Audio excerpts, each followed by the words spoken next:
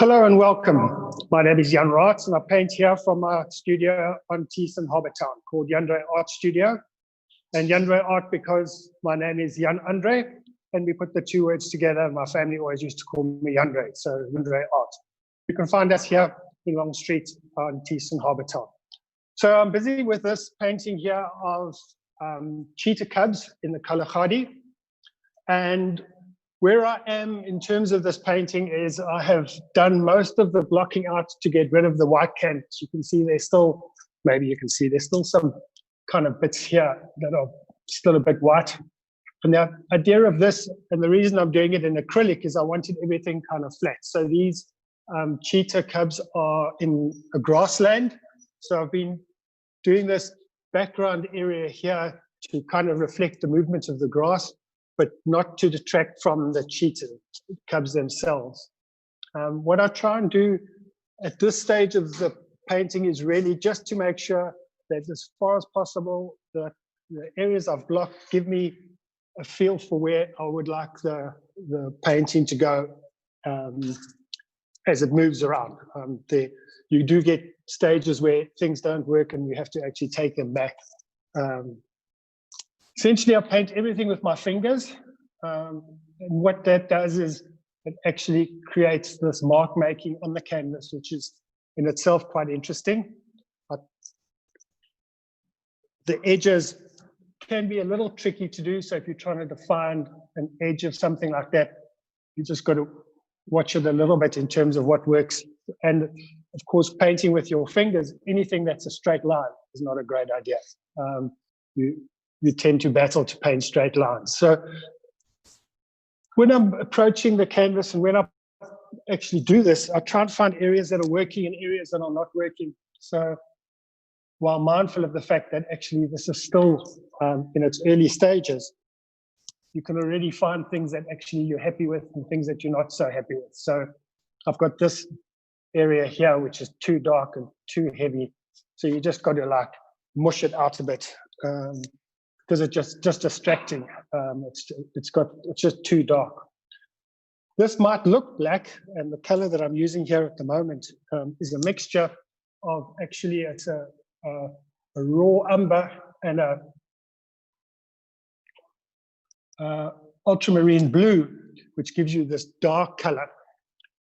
And while that's quite good, especially for an animal like this, is that they are both colors that actually retreat. So actually where you've got something like the inside of an ear like here, what it's doing is it's receding from these other light colors. So you use like both the tonal aspect as well as the color itself.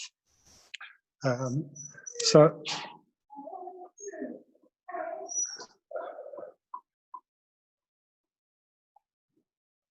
you are able to push these things back.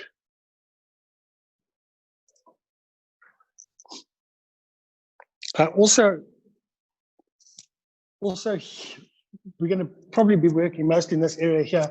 And also in this area here, we've got this thing that comes down from his eye. What I've done here is just add a little bit of the pure burnt umber, because I'm going to use that for this dark part of the guy's eye as well over here. So it does just tie it in a little bit. And then it also provides a bit more of a platform for the other colors. So this is actually a burnt sienna as opposed to the burnt umber, just to give it a bit of a break. And he's got this thing going up here where his head comes through here. You just basically just put something in here.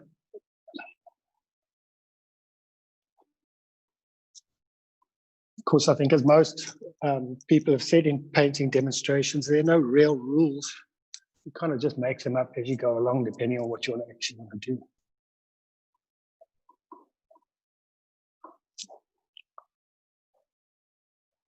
One of my biggest jobs is not to get bogged down in detail.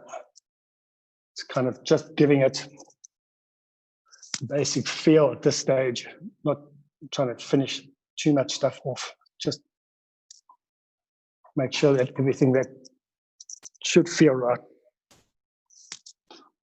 kind of works. So we've got this line here. In my head, in thinking about this painting, what I had was that, you know, the guy that's on safari, and he's just got a sketchbook out. And although this canvas is 1.5 meters by 1.5 meters, so not kind of really the thing you want to sketch with on safari, but I just like that feel that the guy's out there with his sketch pad, and he's just doing like a quick rough mark making that to give the feel. So that's what I'm hoping to achieve with this. So it means that, you know, he would be using a charcoal stick as opposed to paint, but it means that he's going to be making extra marks to try and define stuff. So it's not necessarily one mark only that I'm trying to do here. I'm trying to actually get a feel for, if I was doing this and I was sketching it with a charcoal stick, you get different marks because you're observing, you're looking up and you're observing what this guy's doing. You'll see that he's got some little things here on his face. So you can try and bring that in and then just knock it back a little bit. So you start with paint on canvas. Yeah. How many different color codes do you use before you start painting? So when I do this under painting, if I most of the time I'll use something like a Naples yellow as an underpainting, and that, because when it shines through the upper layers, it actually creates quite a nice effect. In this particular case, because of the grass in itself has got so much yellow and this magenta color and stuff in it, I just decided to actually rather do more of these colors over it. So same as this, it's these marks are kind of where the fur is going to flow. You know, it's supposed to give the same indication. So as I move along and as I add more stuff, some of this will come through as you would with fur. I can't, you know, my finger things don't allow you to do fur. It just doesn't work. You know, I can spend 47 hours doing little things like this and hope that at the end of the day I end up with a painting, but actually all I'll end up with is blisters. And I won't kind of be happy. You know, you can imagine trying to do these little marks over and over on a canvas this size. It just, you know, it just blows your brain out as to how you're going to do it. So actually, I don't even try it. I don't even bother with that. What I rather do is actually say, well, in this area here, I know I want this kind of color, which is really, this is a yellow ochre. And unfortunately, we'll talk about color as well. So he's got this color here, and I've mixed it with a little bit of raw sienna so that just to give it a bit more translucency. But actually, if I know that that's what I'm going for in that stage, and you can see this underpainting here, and even here where it's this kind of pinky thing, because it's a translucent color, it actually comes through. So you get that feeling of fur layering on top of each other without having to sit and do zillions of little marks. So it does depend on what I'm trying to do. Here we've got this line. Cheetah have got this sweat gland and the black that's underneath their eye here, which is actually apparently what gives them their ability, their good eyesight, is this black margin underneath their eye. So they've got this here, and they've got this gland that comes down, and then this color's got, and it runs all the way down his face like this.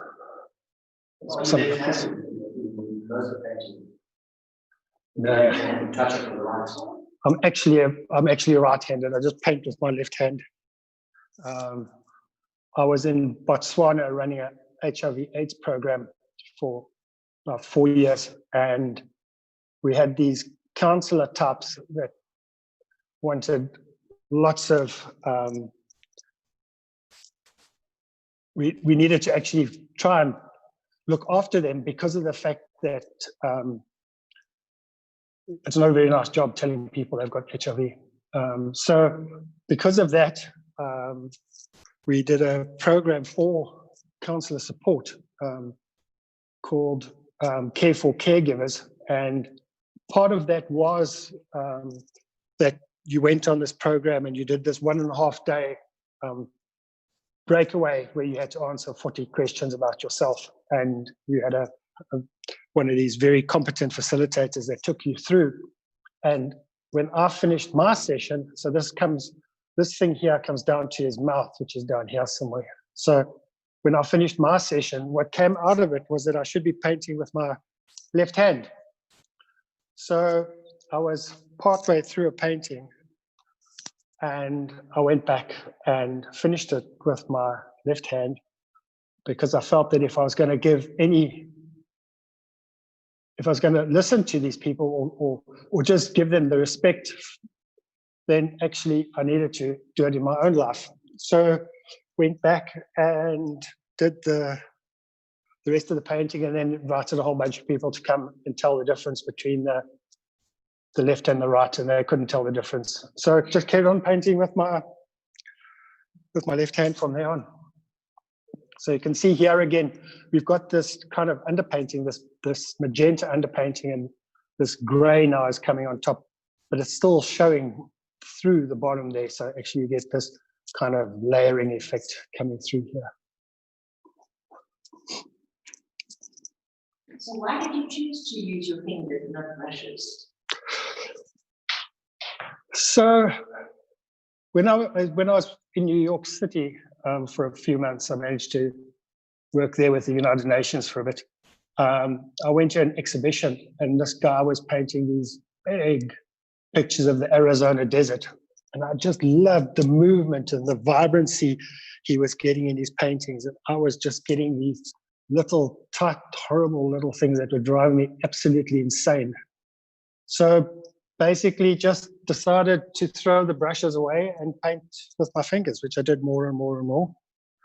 And yeah, now that's all I do. So underneath this eyebrow here, he's got his eyelashes. So this thing here is actually going to be an eyelash at some point, or it's supposed to resemble an eyelash. But again, there's only so much detail that I can do. But it does mean that he's got this dark section at the top because underneath his eyebrow, it's going to.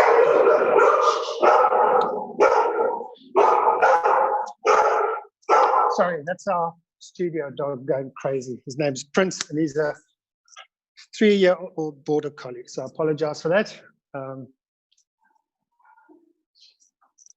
So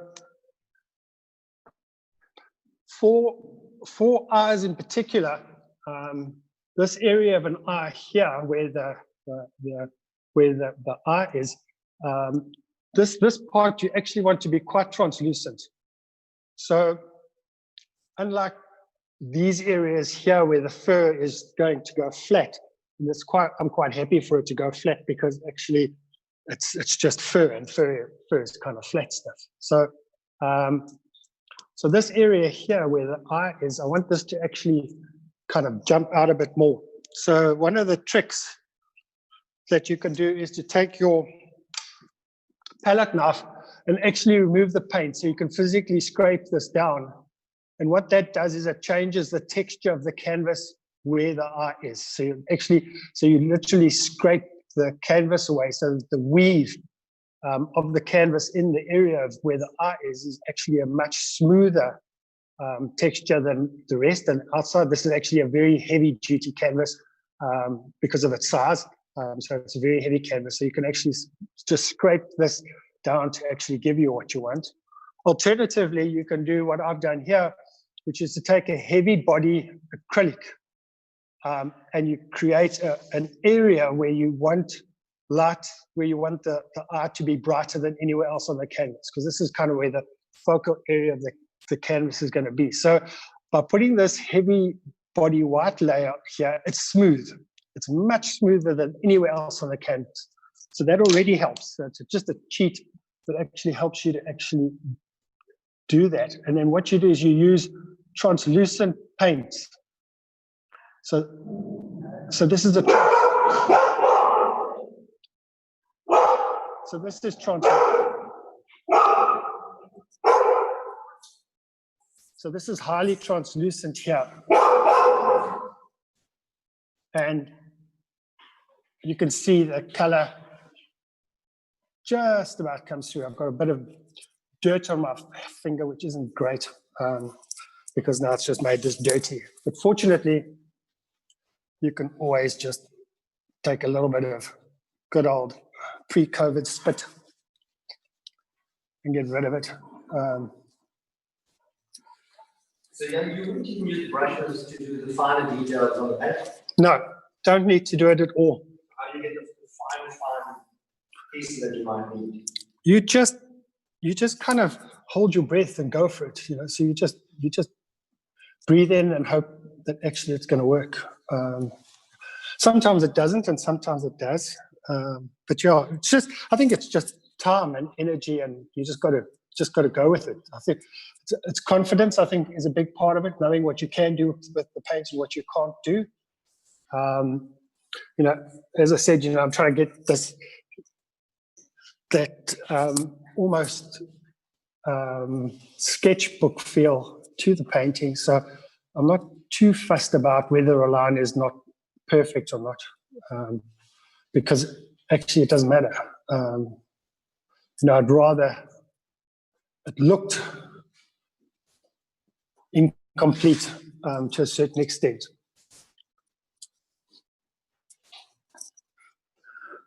So we can try this again. See what goes on here. See if I can find something that's remotely clean.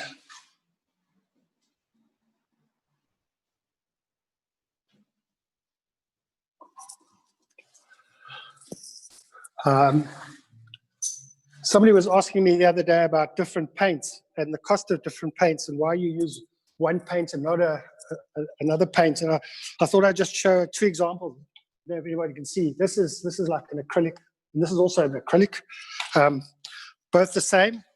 So this is a South African one, and this is actually from Korea. I bought this when I was in Vietnam, and this thing costs about 78 Rand or something like that for a tube, 50 mils, and it's alizarin crimson, and exactly the same paint.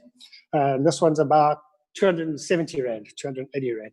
Partly that's an exchange rate thing, and partly it's because it's just a much better quality paint. And areas you can see it's a different quality paint is in the series number. So the higher the series number, the more expensive the paint is, the better the pigment loading in the paint is. So you get a much better pigment load as opposed to this one. And you can also see it in the color. So at the back of the paint tube, there's a little thing, there's a P number, there's a P, and so it says pigments. In this one, it's got PR23 and PR63, which means it's got 2 different red in this one. This one, on the other hand, if I look at the pigment loading, it says PR177, so it's just 1 red. So this is not the same, it's the same name, they call it the same paint, but actually it's a different color. So you can't necessarily interchange these things depending on what you want to do with the paint. You have to choose what you want to do. So if I'm using it straight from the tube, like on this one, then I use the expensive stuff. So if I want a color, because actually I want to emphasize a particular point on the canvas, and I want something to actually jump out, then I'll use this one here, because it gets a different effect. Whereas for this one, if I want to mix this, so I've got 2 different black areas on the canvas. So we've got this area of where the nose is here. You're going to have 2 different feels. You've got this one that I've been working with, this dark stuff here, which is the ultramarine and burnt umber. But actually, if I want something to look like it's a little bit wet, so then actually I need to use 2 translucent colors. And burnt umber is not translucent. It goes dead. It goes flat. You can see here when it's dry, it's gone. So partly this is because it's acrylic and it just dries flat. But also it's because it's not translucent like this. This is translucent, you can see through it. And that gives you a shine effect. So for this area of the nose, or where the eyeball is, I've actually mix the ultramarine with that alizarin, and it gives you a different color paint with a different finish. Because the nose essentially is kind of a wet object. So actually, to make sure that actually you reflect that actually it's a wet thing, you use a different type of finish, a different type of, it's still purple. It's still a purple. It's not a black. It's still a dark color, but actually it just makes it lighter. So just, you know, you kind of need to play with these things until you find out what works for you and what doesn't. Same as, you know, that this yellow that I'm using, this yellow ochre that I'm using, is just a commercial one we can get here in South Africa. And it's not great. If you look at the number on it, if you look at this thing here, it says that this is actually a PY 42, which is a synthetic. It's a synthetic color. And yellow ochre is one of the cheapest colors in the world. That's why you find it all over cave paintings and everywhere else, because it's a base color that's in everything. So it works well. So if you need Naples yellow, you can, if you look at a Naples yellow tube, you'll find it's got the same number. It's got PY42 on it, and it's generally got white with it. And sometimes it's got brown, or sometimes it's got red, or sometimes it's got green for different ranges of the same color. But essentially, if I was painting something where I needed a serious yellow ochre, like a face or something like that, then I'd use a color that's got a PY43, which is proper yellow ochre, as opposed to this synthetic version here. So then once you've mixed all the paints, how long does that stay fresh and usable? So generally I paint quite fast, so that's not really a problem for me. I generally can finish the paint before it dries and before it goes to a color that I can't actually use. But you can put cling film over it. If you need to leave it overnight, you can put cling film over it. It will make it last the next, you can use it the next day. That's if it's an acrylic. If it's a oil paint, then you've got a couple of days you can work with it still. Do you pre-mix some of the colors, or do you just use them, mixing them on the canvas as you paint? No, mostly I pre-mix the colors, and then actually then what I'm doing here is actually just trying to this thing here is bothering me. So actually I'm just buggering around over here because I've still got some white parts of the canvas showing through. And as when I put this on, I can see here, you probably can't see it from where you are, but actually I can see there's a color, there's a difference between the actual this red and the base color I've put on, and it's white, which means there's still canvas there. So I need to just get some paint on there to actually get rid of it as we go on. The palette thing. So the palette things are going to be both run if I try and pick it up, but that's kind of what I use. So it's because the acrylic just runs everywhere. So. So how often do you have to wash your hands during the painting? No, it really depends on how many interruptions I have in the studio more than anything. Yeah, no, you can probably get away with it for about an hour and a half, 2 hours before you really need to do something about washing them. Otherwise, it becomes a bit of a mess. You don't really want the stuff to dry. Acrylic paint is not a friendly thing when it's dry.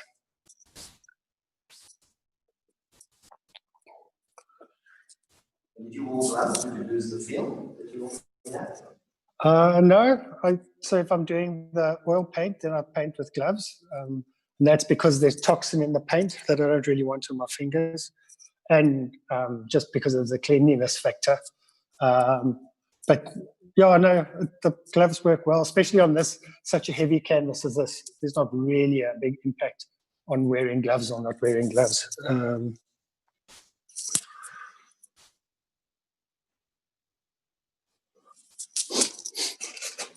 And I just use tissues to wipe them continually. Gives me some way of controlling the mess a little bit.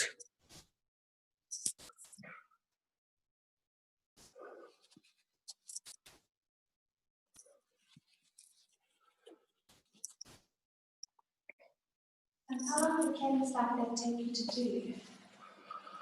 So if I'm not fighting with the canvas and it goes smoothly, a canvas this size probably takes me about 3 weeks. Some of that is just the physical. My shoulders and arms just get tired of painting at this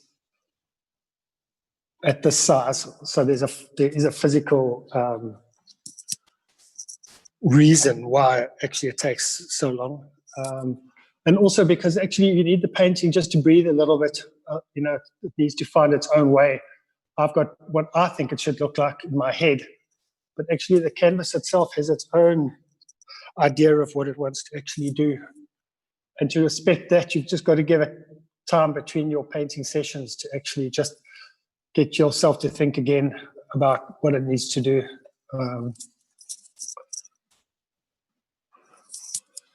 Otherwise, it just, I find if I rush too much, then actually you do get the spontaneity when you rush a lot. You get that real spontaneous feel to the canvas, which has its own attraction. But on something this size, I find that it generally takes a bit longer. Are these canvases standard sizes, or do you have them specially made up? So you can get this size canvas as a standard. This particular one I had made up because there's a guy in George that makes them exactly to the dimensions I like, and I like the weight of the canvas. This heavyweight canvas actually suits the approach and the feel I want in the painting. So he makes them up for me. And it's nice to have somebody like that here in the garden route that actually does that. So try and support him to keep him going as well, as opposed to buying the commercial canvas from the art suppliers. I can stretch my own canvases as well. So I have done that during the lockdown a couple of times where I wanted something in particular. I did stretch my own. Basically, I make a huge mess of it. And when I stretch it, I do make sure that I overcompensate with canvas on the back so that I can send it to somebody decent afterwards to actually fix before. So if somebody buys it, then they can actually fix it. I can have it fixed before it goes to them because I'm just not very diligent about keeping the canvas strength stretched properly and all sorts of things. Is this a commission, yeah, or is this going to be a wall sale? This one's going to be on the wall for sale. I just really like the reference photograph, and I like the idea of doing it. To me, it felt like the kind of picture that needed to be at this scale. So I wanted the scale of it. It's just a pure indulgence. And do you take commission? Yes, I do commissions. About 30% of the stuff I paint is on commission. Yeah, absolutely. And photographs from local photographers? Yeah, so these are from one of our local photographers here on Teeson. He had a safari up there, and they were his pictures.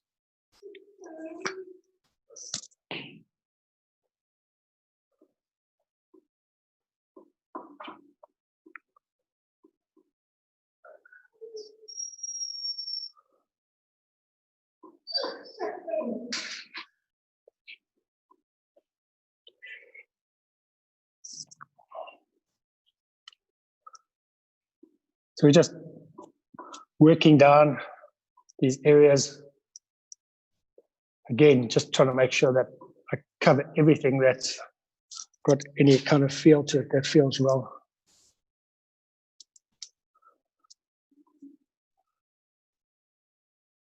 I know it's not finished yet, but already you can see that you've captured the alertness of that animal. By the way, checking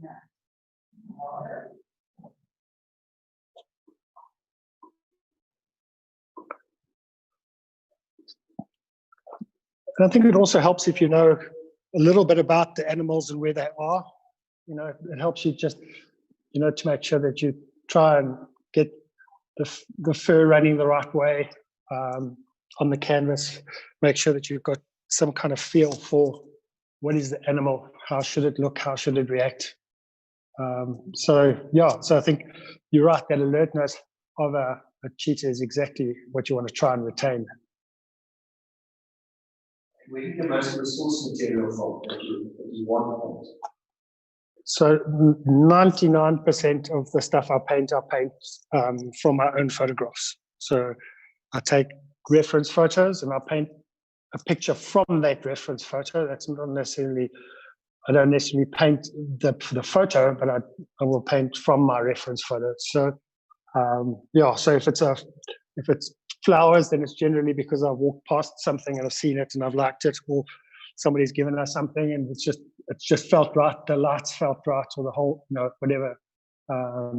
So then I just paint from that. I know that this guy here, the cheetahs have this overarching brow here, so I know that this I can comfortably put some lightness back into this area here.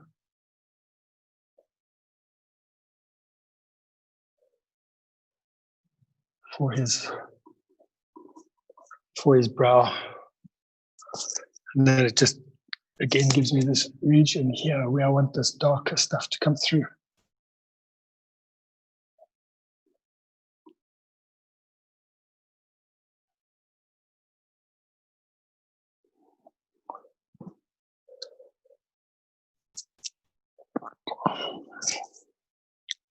Do you have to keep your nails very short, or do you actually use the nails?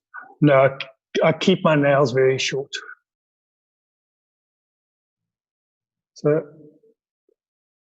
this might also seem kind of a bit odd because this is actually, this light color I'm putting on here is actually a turquoise, which you wouldn't really expect to see on an animal at all. But actually, it just leads the light into this tear duct, just creates quite a nice feel for the tear duct. At what age did you start painting?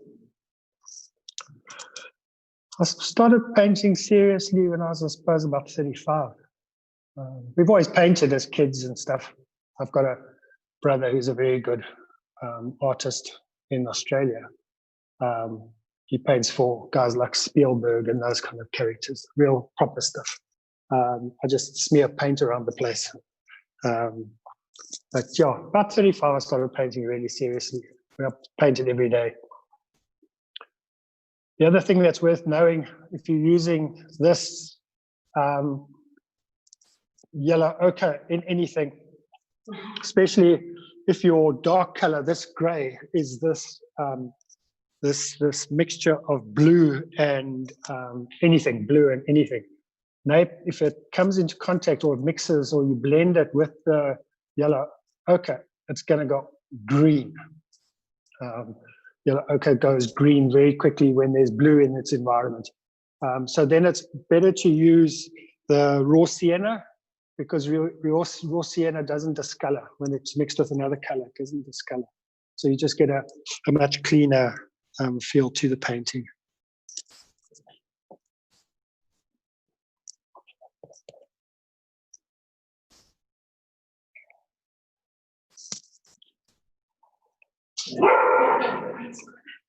Did you get any formal training yourself? No, I just make it up as I go along. No formal training, just make it up. Obviously, experience, knowing what color mixes with what and how it goes with that. Yeah, some of it I think is frustration as well. You end up just having to use something like YouTube or Google to actually try to find your way through different aspects of colors, because you're just not happy with what's going on, or you don't like it, or it's just not working.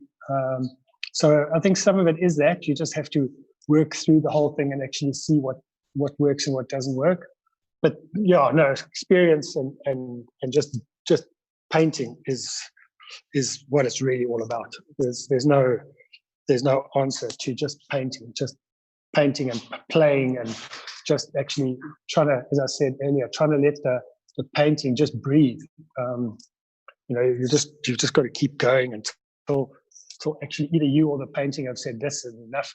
Or somebody walks past and says, "Why are you doing stop? You really didn't do much." And sometimes you have to actually take a painting and then, when it's almost where you think it's finished, you have to actually take it and actually then deconstruct the thing and just get rid of it, because actually it's not doing what it was supposed to do, what you thought it should do. And actually some paintings need to actually be taken back. So you just paint it out. You just paint sections of it out again, because that's what the painting needs. I think it's. I don't think there's a magic formula. I think you can do some things wrong. And that makes it harder if you do things wrong. I think it makes it harder. But even if you follow the supposed a supposed formula, let's say there is one, I'm still not sure you would get a result that 90% of people would be happy with. You get a result, but whether it's something that you'd be happy with, I'm not sure.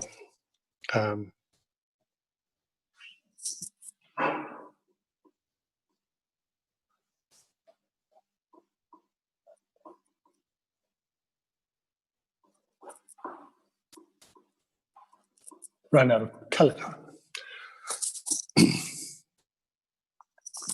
The other reason to do the underpainting is that the canvas, a raw canvas, even if it's had a gesso layer put on it, is extremely absorbent to paint. So actually you can go through liters and liters and liters of paint just trying to keep the weave of the canvas happy, because it actually absorbs moisture, and acrylic particularly has got water in it. It's got a water content. So actually the canvas just eats it, and you can end up with a very, very expensive nothing at the end. So partly that underpainting is to actually take that away, so that it actually just takes that whole that absorption away, the absorption factor away. So actually when you start working with the expensive colors, so you use as cheap a paint as you can to do that underpainting. So the white I'm using for the mixes over the underpainting is a much more expensive white. It's a heavier bodied white, and then I used for the underpainting. For this stuff here, I just used kind of the cheapest stuff I could actually come across in the biggest quantities, because actually it just needs it. It just needs that. You've got to fill in the weave. You've got to actually get this thing to work and breathe. I started the opera.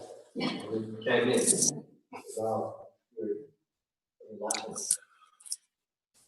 I guess you also have to know what color you got on which finger.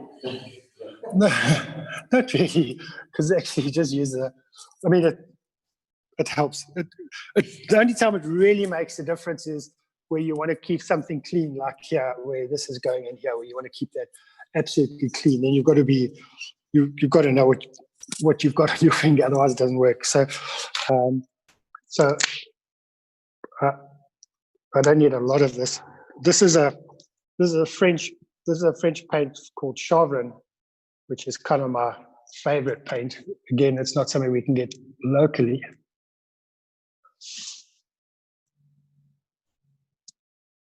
What makes it so good? What do you like about it? It's got a very high pigment loading, so the color is incredibly concentrated, and also it doesn't dye. It doesn't go as flat as many of the other makes of paint. It just holds its color much better, which makes it fantastic to work with.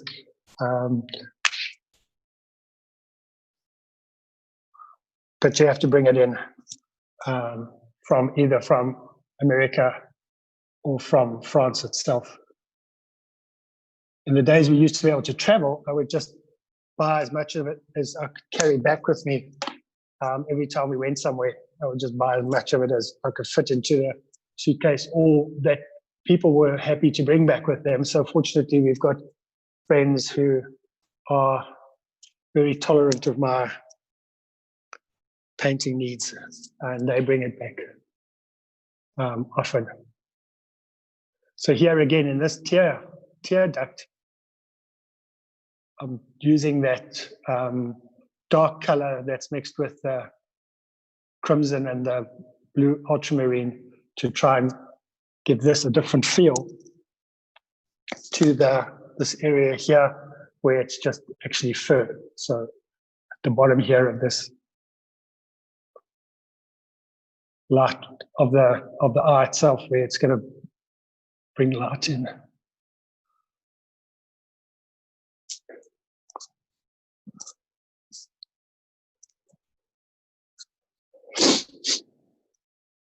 This one takes 3 weeks. And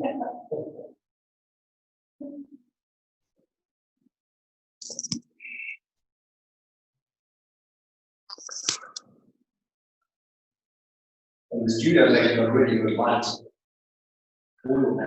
Yes. So fortunately, with the windows that face out onto the estuary, you get really nice light coming in there. And of course, our light in Knysna is superb anyway. So actually, we're just spoiled. Full stop. Absolutely, there's no getting away from the fact that we are absolutely ruined here with what we've got to work with, both in terms of inspirational stuff to paint. We've got fascinating characters in town. We've got beautiful flora. We've got the forests. We've just got everything you could wish. We've got animals. We've got the elephant up the road. We've got Edo just across the way. It's endless. I mean, even for an abstract painter, there's so much that you can just go crazy on.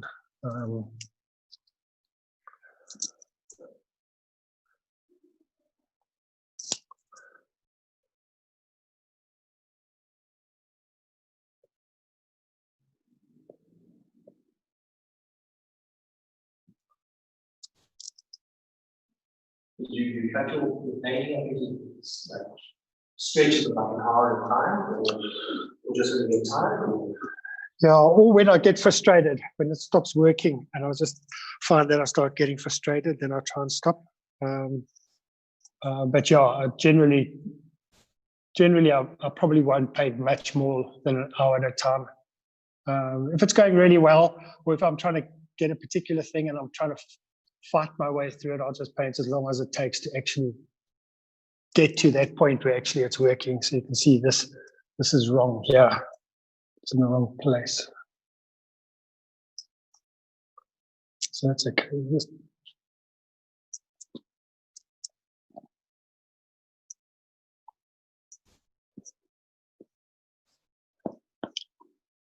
Oil paint gives you longer to work with. This stuff, you've got to be quite quick because actually once it's dry, as I said, it is unforgiving once it's dry.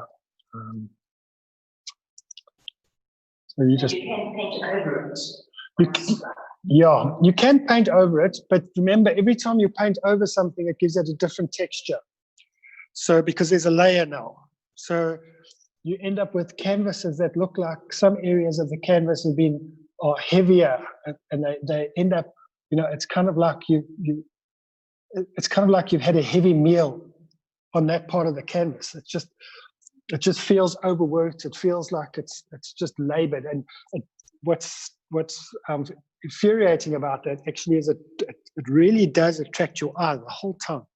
to that particular area. I don't know why, but it just does. It's just one of those things that actually, if you've overworked an area of a canvas, it's kind of where your eye goes to just about the whole time, and it drives. Viewed as a professional or the layman on the street? The layman on the street, you'll find that if there's a canvas that's been overworked, they actually get tired of it quickly because of it. It messes with your. It's just wrong. So yeah, even for the layman on the street will get tired of it and say, they don't necessarily know what's wrong with it, but it's got the wrong feel.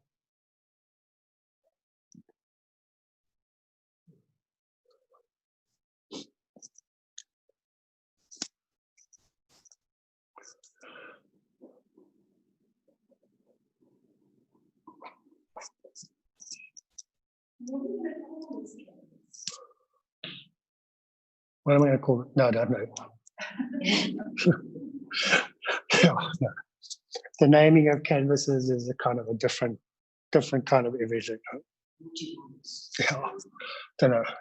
Maybe we'll have a competition. We can raise some money for charity or something. I have no idea. So getting back to that kind of sketch feel, this thing here, he's got, it just feels like it needs something extra.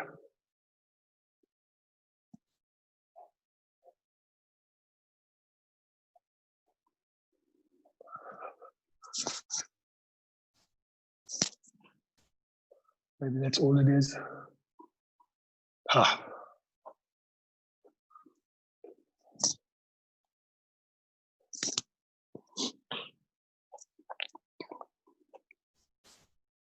There's approximately how many palettes at any one stage? Because I believe you have black, you probably work with the black areas first, and then the yellow areas next, or whatever,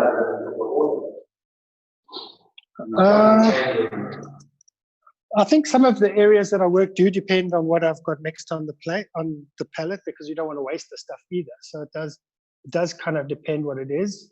There's definitely a start with the dark stuff and then work to the light stuff and then go back to the dark stuff again. There's definitely is that thing as the painting goes on. You can see I've got some more canvas showing through here.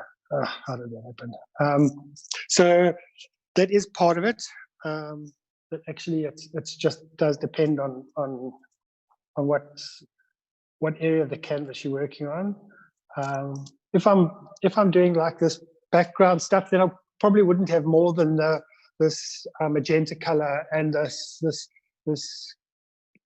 yellow, which is the Naples yellow, and then the gray. I wouldn't have more than that. So I'd probably have those three colors, and then probably something that's mixed between the magenta and the gray. So I'd probably have that as a separate color, and then for the gray, I'll probably have 2 or 3 different shades of that. But I wouldn't have yellow. I wouldn't have any of these colors on the canvas. Yeah, probably no more than that.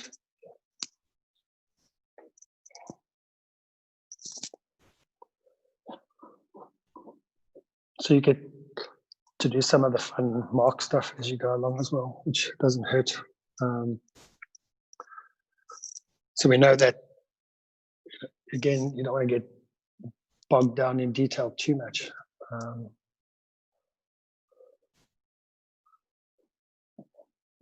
Always my biggest hassle is trying to make sure that actually the canvas doesn't get so consumed by its own detail.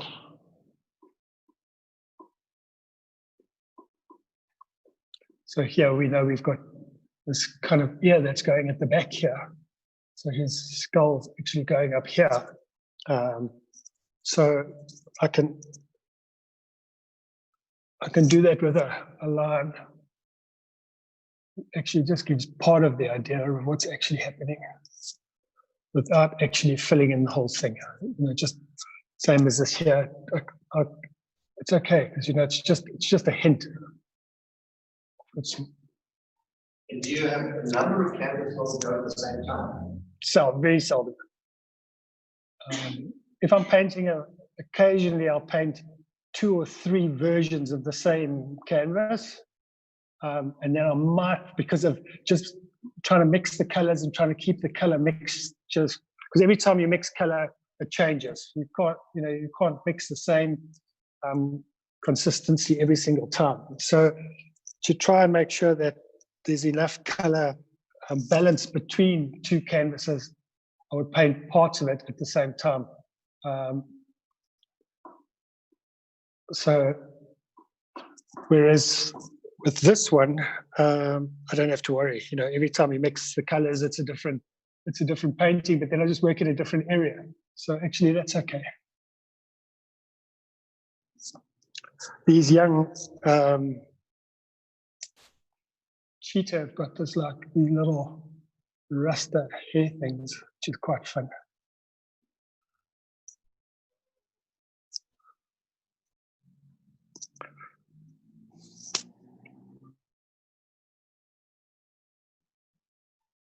Give us the opportunity to do some more stuff.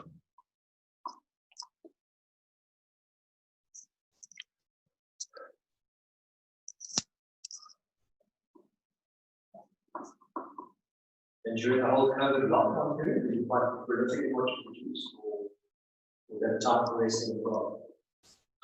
So I did 2 things during the COVID lockdown. I mean, I could paint without interruption, which was really nice. So, I mean, I do like the fact that people come into the studio and ask questions. I also like the fact that they come into the studio and buy paintings, which is we haven't had under the lockdown. But so I did have the time. So what I did was I did a course on abstract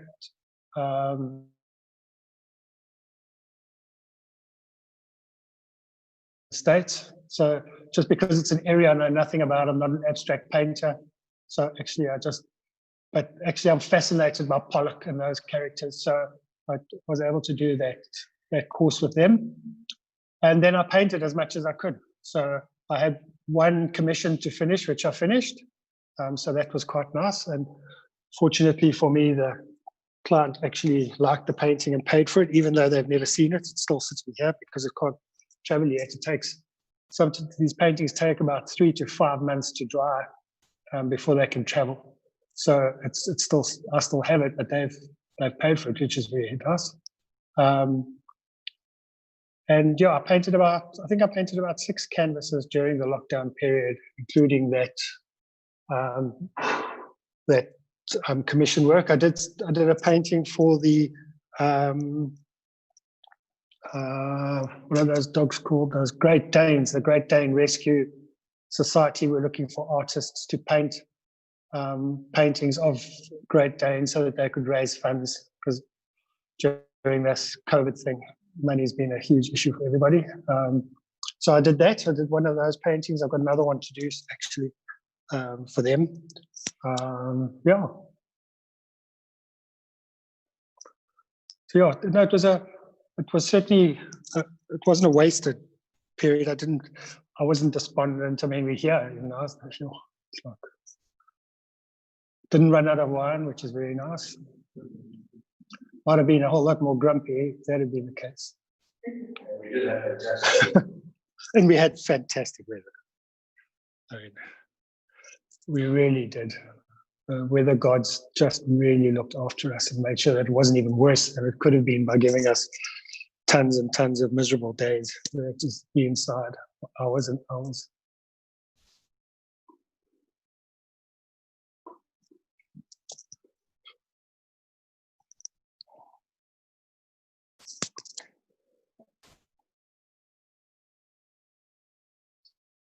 I'm sure this thing here should actually come much more of an arc down and up this way. Would you, for example, try to finish this part of the face? No. It's still just background. Yeah.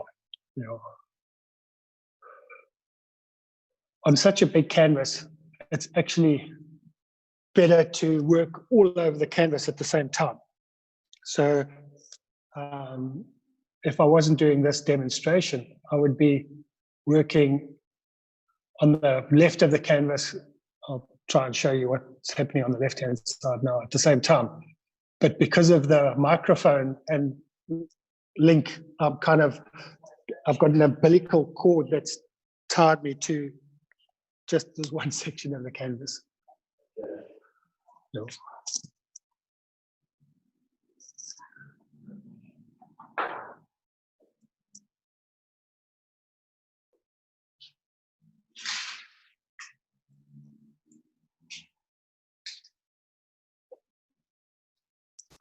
So let me just do that. I'll try and show you the whole canvas so I'm making it too dizzy. So forgive me if the things go a bit, well, kicking this whole thing doesn't help. I'll try and show you the whole canvas here.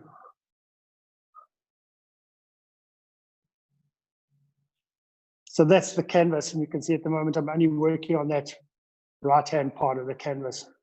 The whole left-hand part hasn't been touched this morning. But generally, if I was working freely without this cord, I would be working on the whole canvas at the same time.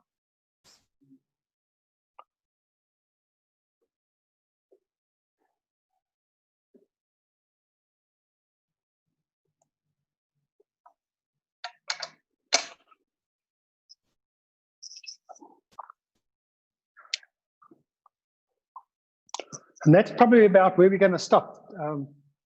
So thank you very much to everybody for tuning in. Thank you very much for the Knysna Oyster Festival for giving me this opportunity. And I'll be back on Saturday morning at the same time at 11 o'clock. And we'll carry on with another part of the canvas then. So thank you. Much appreciated, everyone. Thank